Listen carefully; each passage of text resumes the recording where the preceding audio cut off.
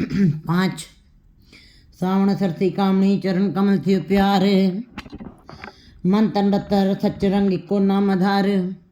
सावन का महीना 12 महीने के अंदर सबसे खास गिना जाता है, क्योंकि आषाढ़ का तपे हुए जीव बड़े ही दुखी थे, बड़े ही व्याकुल थे। सावन आया है। सावन के महीने में सारे जीवों को बाहर से भी खुशी मिलती है, क्योंकि गुरु जी बता रहे हैं कि सावन के महीने में केवल धरती ही नहीं, पशु पक्षी ही नहीं, बल्कि संत महात्माओं के हृदय में भी प्रफुल्लता आ जाती है। सावण सरती कामी चरण कमल थी प्यार, मन तन रत्ता सच रंग को नाम आधार। कहते सावन का महीने उन्हीं के लिए सबसे सुंदर और सबसे खास होगा, आनंदमय होगा, जो गुरु जी के गुरु शब्द रूपी चरणों के साथ जुड़ेंगे। गुरु जी बता रहे हैं कि सावन के महीने में कवि साहित्यकार संत महात्माओं को भी अंदर से खेड़ा आता है, क्योंकि ये मौसम हरियावल है, ये मौसम पानी बरसता है, आनंद देता है, और आनंद की अवस्था में ही ये सारे कार्य हो सकते हैं। कहते गुरु जी बता रहे नानक सामने जे बसे चौ महा होए। 4 जीवों को बड़ी खुशी होती है, बड़ा आनंद मिलता है जब सावन की बूंदें बरसती हैं। नागा, मच्छियाँ, रसियाँ, कारतन होए। कहते हैं नागों को, मृगों को, मछलियों को, और जिनके वो रसिए जिनके घर में धन की अपार संपदा पड़ी हुई है, ऐसे जीवों को बड़ी ही खुशी होती है। सर्प जो हैं अपने अंदर से ज़मीन के गर्मी से झेल रहे होते हैं, और सावन का बरसात बूंदें पड़ती हैं, उनको जैसे लगता है कि अमृत मिल गया हो, वो बाहर निकलते हैं और उसका आनंद लेते हैं। ऐसे मछलियाँ जो कि आषाढ़ के महीने में सारा पानी सूख चुका था, नदियों के अंदर, तालाबों के अंदर, सरोवरों के अंदर, उनको अपने खाने पीने का भी कोई बड़ी समस्या झेलनी पड़ रही थी। उनको अपने आहार का भी मुश्किल हो रही थी, क्योंकि पानी कम हो गया, पानी सूख गया है सरोवरों में, नदियों में और तालाबों में। उनको अपना आहार भी नहीं प्राप्त हो रहा है, और अंदर रहने में आनंद भी, क्योंकि मछलियाँ पानी में ही रहना चाहती हैं, इसलिए उनका जीवन बड़ा दुर्लभ होता जा रहा था। तो सावन की वर्षा हुई है, तो सर्पों को और मछलियों को और मृगों को और रसी मतलब रसिक जीव जो है, जिनके घर में अपार संपदा है, उन लोगों को, ये 4 लोगों को बड़ी खुशी होती है सावन के महीने में। गुरु जी बता रहे हैं कि इसी प्रकार इस महीने में अगर जो पानी की बूंद पड़ती है, तो बीज जमीन के अंदर पड़ता है, तो अनेकों फल और रसदार फल प्राप्त होते हैं। उन फलों के अंदर, उन वृक्षों के अंदर भी हरियावल आ जाती है, और वह फलदायक बन जाते हैं, प्रफुल्लित हो जाते हैं सावन के महीने की फुहार लेकर के।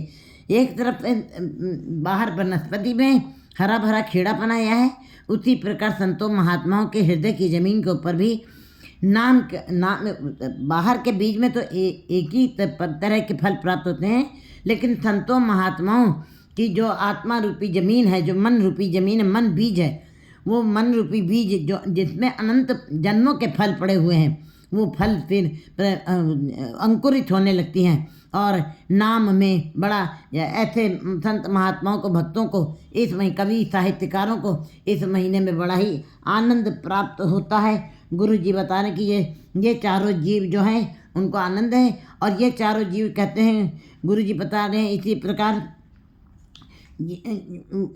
4 जीव और हैं जिनको सावन के महीने में बिछोड़ा होता है। गाई पुत्ता नृतना पंथी चाकर हुए।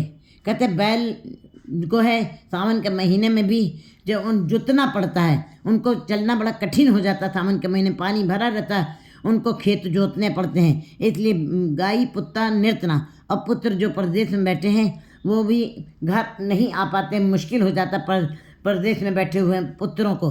गाई पुत्ता नृतना। और जो निर्धन जी, जो गरीब हैं, जो बेरोजगार हैं, जो लाचार हैं, उनके लिए रोजगार खत्म हो जाते हैं, उनके लिए बेरोजगारी आ जाती है। पंथी चाकर, और जो रास्ते में पथिक चल रहे हैं, वो भी, उनको भी रुकना पड़ जाता है आकस्मिक, वो भी अपने घर तक नहीं, अपने मंजिल तक नहीं पहुंच पाते हैं।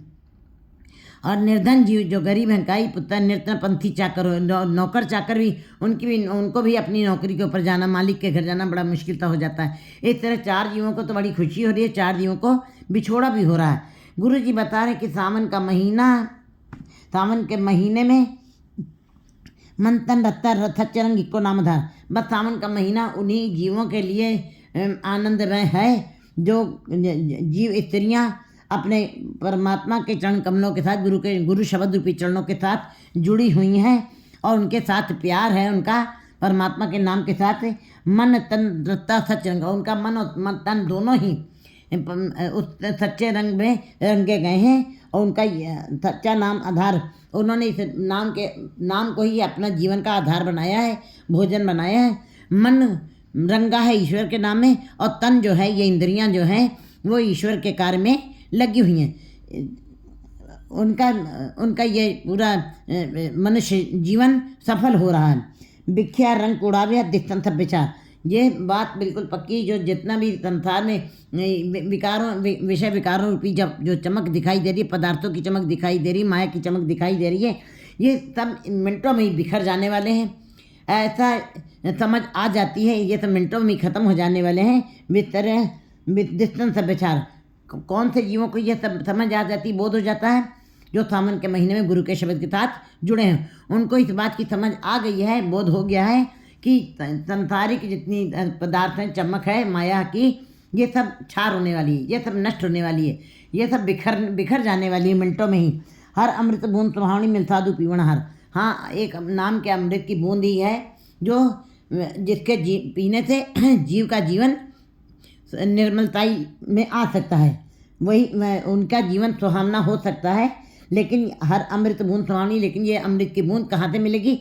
संतों की संगत में। जो सत्संगत करेंगे, संतों की संगत में आएंगे और जप तप संयम और उन समागमों में आ करके गुरु के शब्द को आधार बनाएंगे, एक ही के साथ जुड़ेंगे, एक ही के साथ जुड़ेंगे। एक पिता एक कस के हम बार तू मेरा गुराई, इसी बात को अपने मन में रख करके वो दूसरे की तरफ 2 3 4 की तरफ ध्यान नहीं दें। 2 3 4 संसार है, बाजार है, निरंकार नहीं है, वो एक परमात्मा के साथ ही जुड़ेंगे। उनको इस बात का समझ आ गई है। भिख्या रंग उड़ावे विद्युत सब विचार हर अमृत दून सुवाणी मिल साधु विवण। साधुओं की संगत में आकर के, सत्संगत में आकर के ही इस नाम अमृत की बूंद प्राप्त हो सकती है, संसार में रहते हुए नहीं। क्षण वर्ण तृण प्रभ संग मौल्य समरथ पुरक अपार।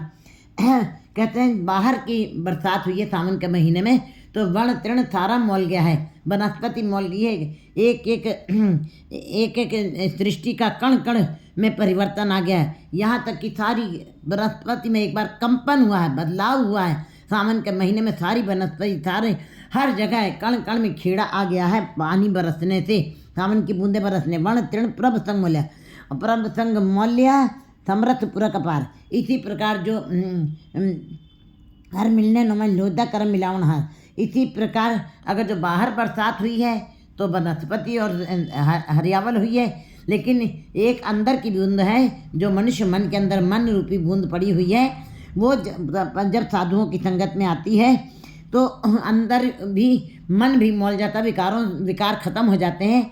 और इस मन के अंदर जो अनंत जन्मों के बीज पड़े हुए थे, उस मन के अंदर जब वो बीज अंकुरित हुए तो इस जीव को पता चला है कि हर मिलने नुमा, ऐसे जीवों के अंदर फिर परमात्मा से, हरि से मिलने की लोचा रह जाती है, इच्छा रह जाती है, कसक बनी रहती है और कोई दूसरी इच्छा उनके अंदर पैदा नहीं होती है, कर्म मिलावना। लेकिन वो ये सारी प्रभु की कृपा से ही जीव का मिलाप होता है, उसकी अपनी विद्वता से, अपनी बुद्धिमत्ता के बल से नहीं होता है।